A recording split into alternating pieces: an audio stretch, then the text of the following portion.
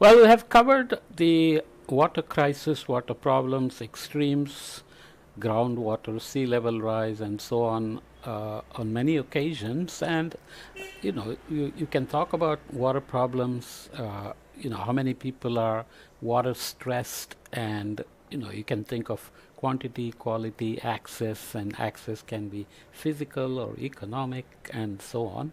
And Matt Damon has been running a foundation that works on water issues. Here is an article from him and Gary White in Time magazine that just came out in March, end of March 2025. I'm just recording this in the beginning of June. They talk about the key to solving the global water crisis, and for good measure, there is a prop that shows a strange combination of a fancy bike rider wading through the water and a survival game of horse-drawn Tonga that's being pulled as well. This is from Timur Matahari. You can imagine where that is, right? The global water crisis is one of the most urgent and complex challenges facing humanity today. More than 2.2 billion people lack access to safe water, and 3.5 billion lack access to safely managed sanitation. This crisis undermines health and safety, education and economic opportunity.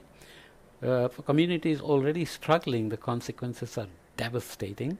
Children miss school, women spend hours each day collecting water, the drudgery, and families face increased exposure to waterborne diseases which are killing way too many children and elderly people than is acceptable. When we talk about the global water crisis, we often focus on water scarcity. However, in many regions, even where water is available, access can be unreliable and unaffordable. Okay, and for the billions of people who live without safely managed water and sanitation, this lack leads to contaminated water sources and also undermines public health, reduces financial stability, and perpetuates cycles of poverty. Water is life.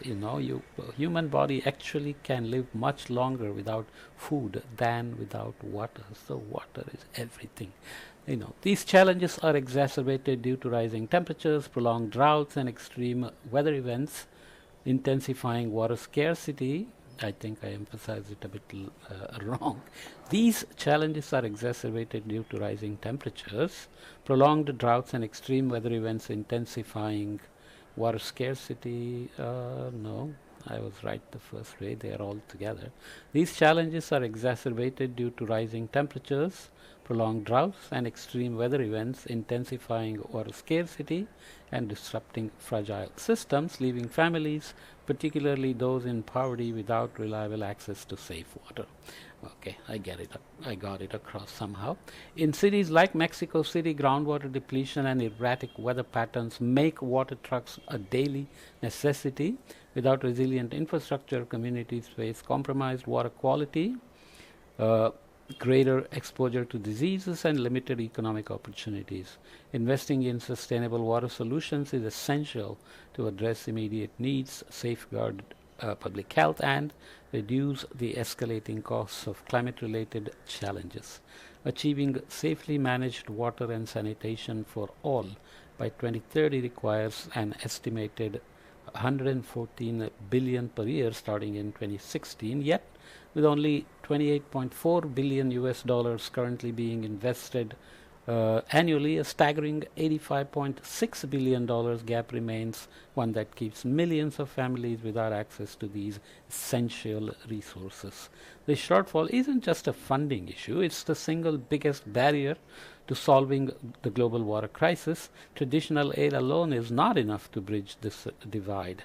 To close the gap, we must mobilize the full spectrum of capital, philanthropy to full spectrum of innovations and prove solutions, and investment capital to scale them as well. By harnessing market-driven approaches, we can accelerate access to safe water and sanitation, transforming millions of lives and unlocking improved health, access to education and jobs, and opportunities for families around the world to define their futures. We must close this gap. Doing so would both advance progress toward universal access to water and sanitation and unlock significant economic benefits. According to the World Bank, every $1 invested in water and sanitation yields a $4 economic return driven by reduced healthcare costs, increased workforce productivity, and lower mortality rates. So the co-benefits are massive, as you can imagine. For long, the capital has been, I'm tinkering with the wires here, I have to be careful. My ankle is hurting a bit, so sorry. According to the World Bank, every $1 invested returns $4. For too long, capital has been viewed in silos, philanthropy on one side and investment on the other. Today, we recognize capital as a spectrum from charitable contributions to impact-driven investments with both risk and potential returns. Philanthropy can address market failures and lay the groundwork for scalable solutions, while investments follow to drive growth. This spectrum is particularly critical in solving the water and sanitation crisis, where engagement at every level is needed to create sustainable impact. So impact investments are basically not just chasing the biggest yield shares and stocks, but actually following the impacts of their investment as well.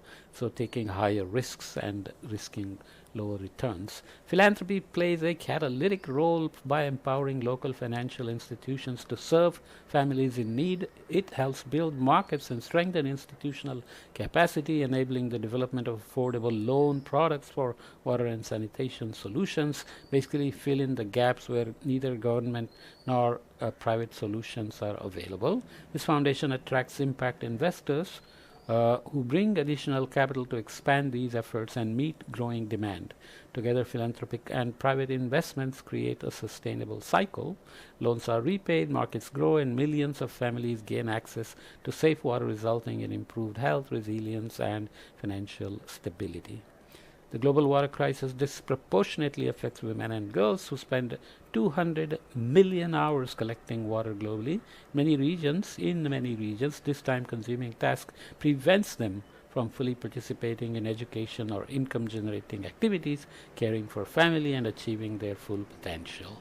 Through our work with Water.org and Water Equity, we have seen countless examples of the impact even small individual investments can make. Zipporah, a small-scale farmer from Kenya, took out a loan to install a rainwater collection tank, allowing her to balance her farming with her education and reducing the time it takes to source water for her family. Now studying to become a nurse, Zipporah plans to open a clinic in her community and take out another loan to ensure her clinic has a reliable water supply. Stories like this demonstrate how the right blend of philanthropic and investment capital can accelerate progress by making life-changing solutions available today, while also laying a foundation for long-term growth. By harnessing the full spectrum of capital, we can scale this proven approach to reach more people faster, creating lasting impacts for families and communities. Solutions like these improve health and education outcomes, empower women, and enable families to thrive, transforming their futures. The global water crisis is one of the most urgent challenges of our time, and solutions actually exist today. By closing the $85.6 billion annual financial gap, leveraging the full spectrum of capital, and scaling sustainable access to safe water and sanitation, we can unlock profound social and economic benefits. So this is just one perspective. I'm reading, there's a lot of scientific literature on this, lots of data, lots of analysis and publications, even from the World Bank and so on. But Matt Damon has a very high visibility, so when he talks about such issues with examples from his own work, then it can have an amplifying effect of the problems and maybe bring more attention to these problems. Even though he's may not be saying something outstandingly new, it's always easy to be cynical, but actually we should use the reputations of such people with good intentions and putting his money where his mouth is. He's not just talking, right? So he's running a foundation with his own money. So hopefully they will continue to influence funding, science, investments, innovations, and solutions. Okay, see you in the next topic.